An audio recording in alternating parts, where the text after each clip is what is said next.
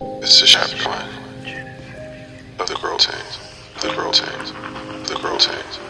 Our topic for today is forgiveness. Forgiveness is critical for every man and woman. It is the key to unlock our salvation, our freedoms from what burdens us in life and hold us from our master self. Forgiveness is multifaceted. There's layers and layers hidden unforgiveness.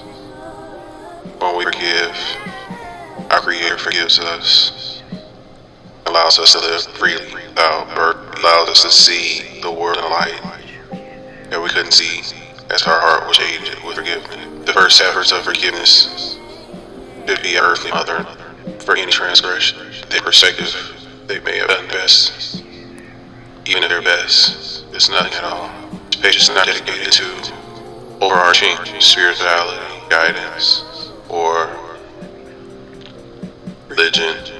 This is a regurgitation of wisdom granted by God our Creator, not to be identified in a sect or religion or caste and boss. We will examine all topics as it pertains to growth of the soul within. I will reference the Bible and other ancient texts to encapsulate the ideas I have for the growing audience to reach best of forgiveness.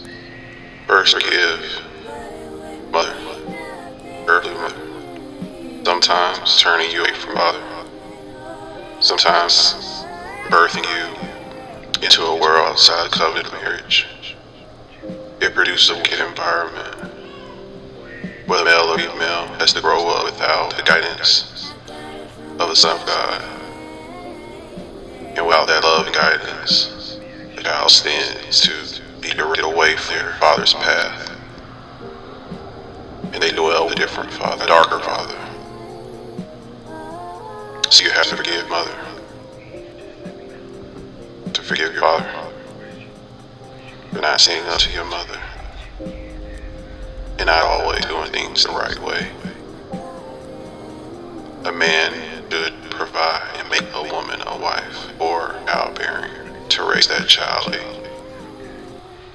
There are many things that we forgive fathers and mothers, but the act of forgiveness will allow God to see that you are not being Him or trying to be God. You're not using knowledge of good and evil as if you were God, but you have a giving heart, because everyone is inflicted with the spirit of evil at some point or another.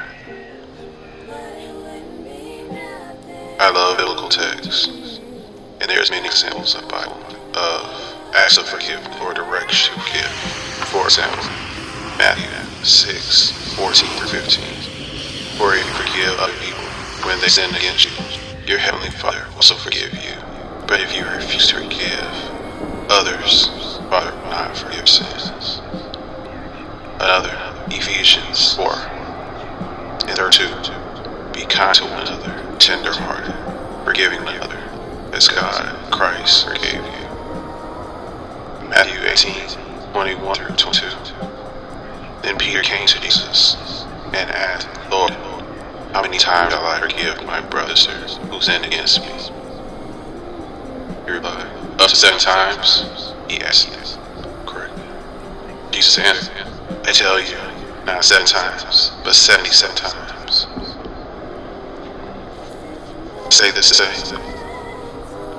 whether it's forgiveness of a spouse, yourself, mother or father,